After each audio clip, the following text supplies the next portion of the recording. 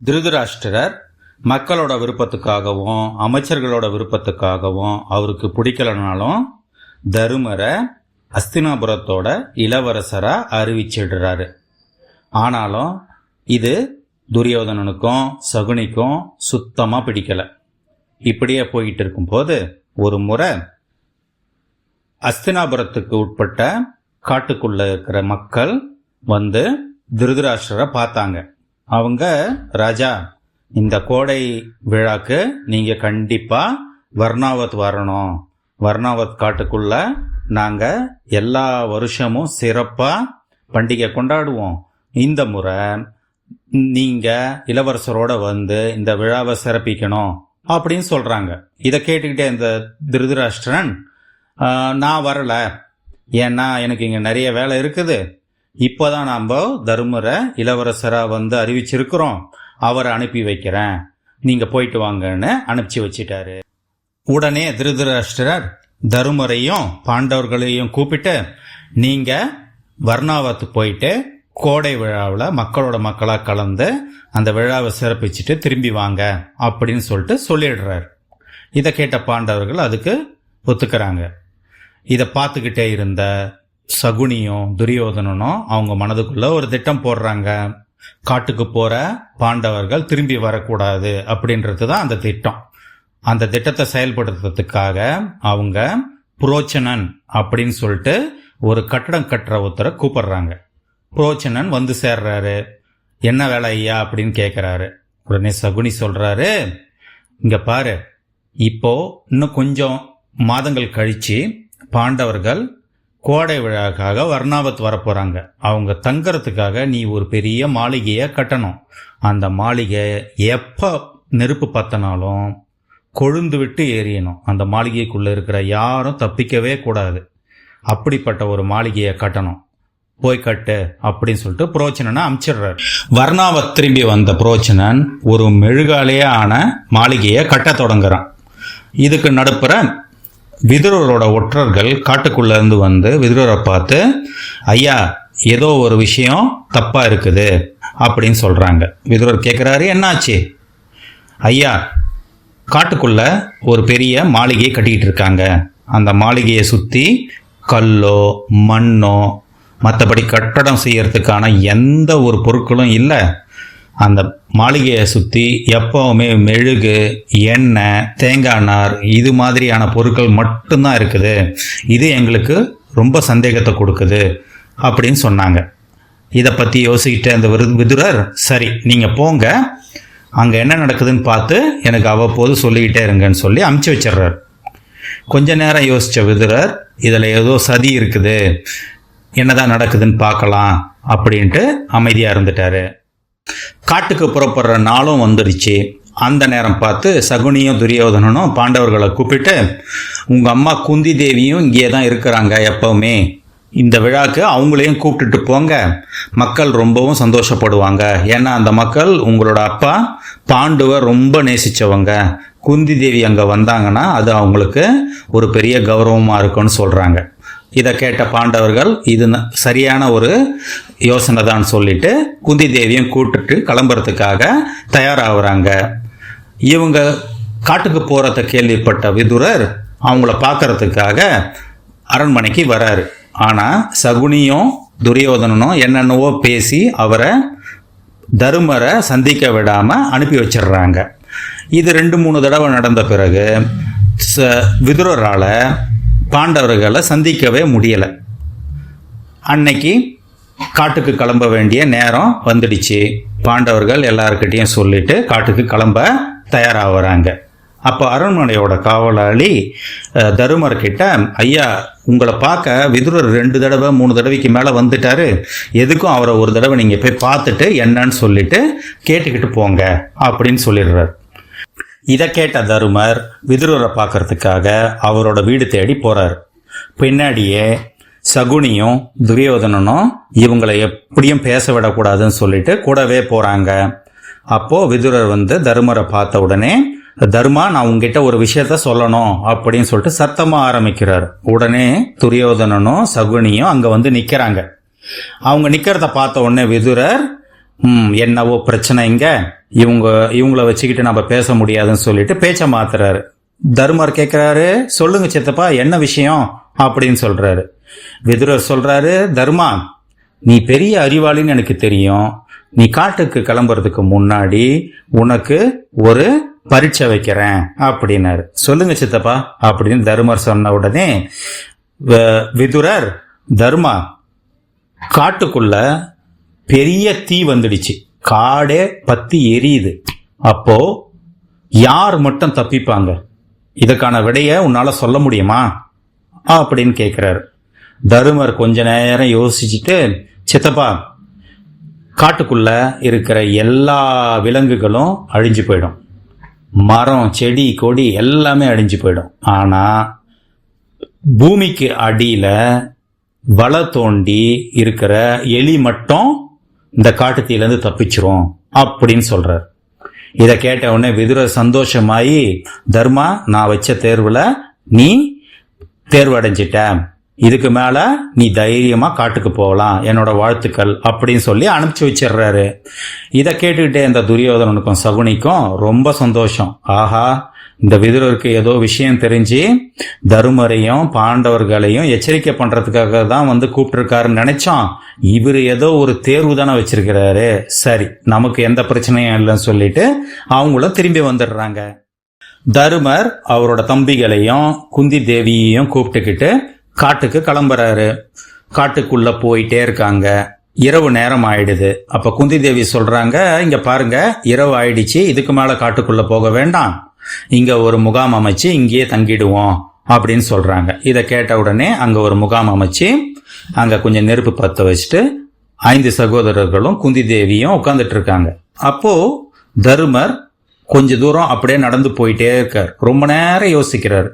அப்போ அர்ஜுனன் கேட்கிறான், என்ன ஆச்சுன்னா ஏன் இவ்வளவு யோசிக்கிறீங்க, ஏதாவது பிரச்சனையா அப்படின்றான். தர்மர் சொன்னாரு, இல்ல அர்ஜுனா, நம்மளோட விதுரர் சித்தப்பா எவ்வளோ பெரிய அறிவாளி அப்படின்ன உடனே அர்ஜுனன் சொல்றான், ஆமா அது உலகத்துக்கே தெரியுமே, இதுல என்ன உங்களுக்கு சந்தேகம்?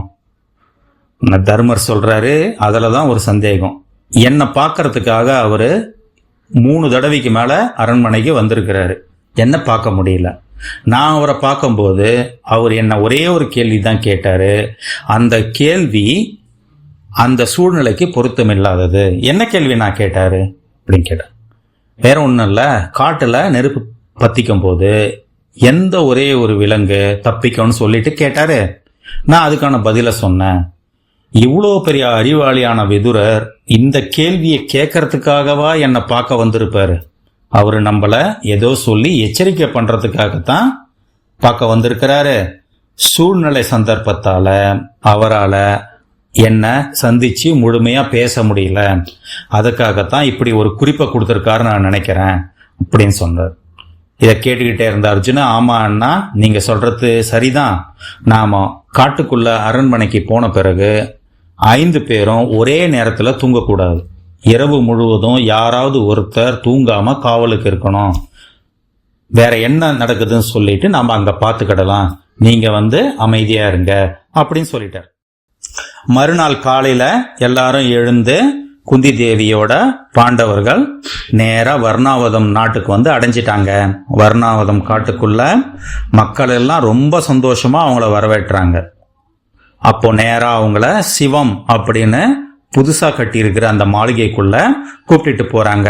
அந்த மாளிகைய தருமர் முழுசா சுத்தி பார்க்கறாரு. அவருக்கு எந்த சந்தேகமும் வரல. சரி, அப்போ அங்க இருக்கிற அமைச்சர் சொல்றாரு, ராஜா உங்களை பார்க்கறதுக்காக மக்கள் நிறைய பேர் பரிசோட வந்திருக்கிறாங்க, அவங்களை நீங்க சந்திச்சிங்கன்னா அவங்க ரொம்ப சந்தோஷப்படுவாங்க அப்படின்னு சொல்றாங்க, வர சொல்லுங்க அப்படின்னு சொன்ன தருமர் தம்பிங்களோட அமர்ந்து மக்களா பேசிக்கிட்டு இருக்கார். வந்த மக்கள் அவங்களுக்கு நிறைய பரிசு பொருட்களை எடுத்துட்டு கொடுக்கறாங்க. பழங்கள், நெல் மூட்டைகள், தேன், இது மாதிரியான பரிசு பொருட்கள், இது எல்லாத்தையும் வாங்கி வச்சுக்கிட்டே இருக்காரு. கொஞ்ச நேரம் கழிச்சு ஒருத்தன் வரான். அவன் கையில ஒரு எலி பொம்மை இருக்குது. அந்த எலி பொம்மையை பார்த்த உடனே மக்கள்லாம் அவனை பார்த்து சிரிக்கிறாங்க. அப்போ தருமர் சொல்றாரு, ரொம்ப சந்தோஷம், இது பார்க்க ரொம்ப அற்புதமா இருக்குத, நீ இங்கே இருப்பா, உன்னோட இந்த சிற்ப திறமையை பார்த்து நான் ரொம்ப அசந்து போயிட்டேன், உங்கள்கிட்ட கொஞ்சம் பேசணும் அப்படின்னு சொல்றாரு. அவன் அரண்மனையிலே அமர்ந்துடுறான். இது எல்லாத்தையும் துரியோதனனோட ஒற்றர்கள் பார்த்துக்கிட்டு இருக்காங்க. அவங்க இங்க என்ன நடக்குதுன்னு சொல்லிட்டு சகுனிக்கும் துரியோதனனுக்கும் அவ்வப்போது செய்திகளை அனுப்பிச்சிட்டே இருக்காங்க. அவங்களுக்கு இந்த சிற்பி கூட தர்மர் பேசிக்கிட்டு இருந்தது எந்த சந்தேகத்தையும் தரல. அதனால அவங்க இதை பத்தி சகுனிக்கும் துரியோதனனுக்கும் எந்த செய்தியும் அனுப்பல. இப்படி கொஞ்ச நேரம் ஆன பிறகு மக்கள் எல்லாம் திரும்பி போயிட்டாங்க.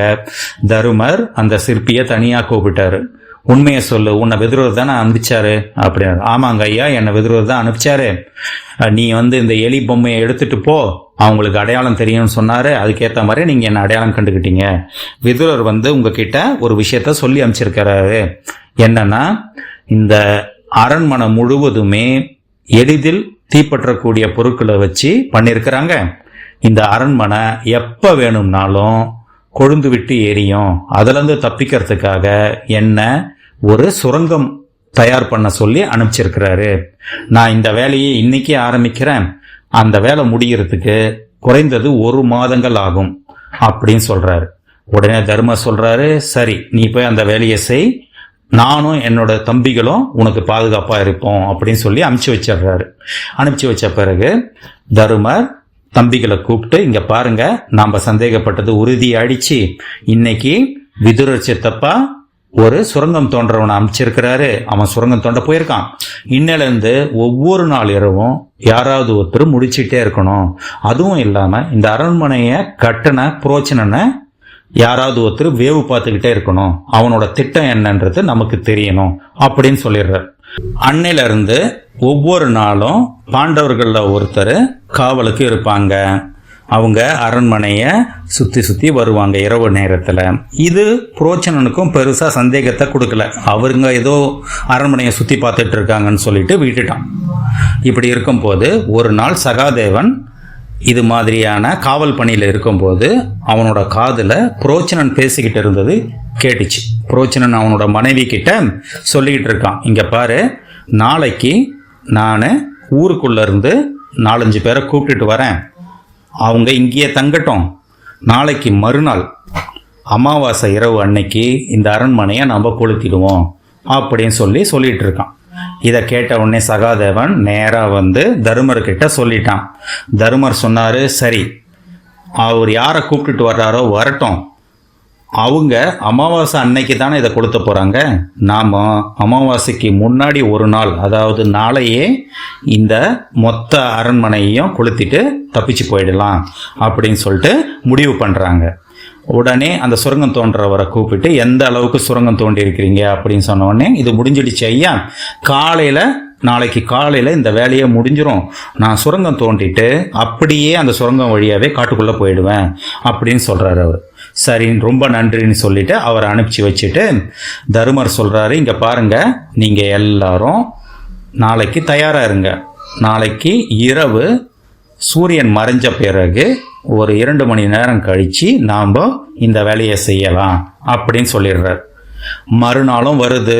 புரோச்சனன் கிராமத்துல இருந்து ஒரு 4 பேரை கூப்பிட்டுட்டு வர்றாரு அவரோட துணைக்கு நெருப்பு வைக்கிறதுக்கு.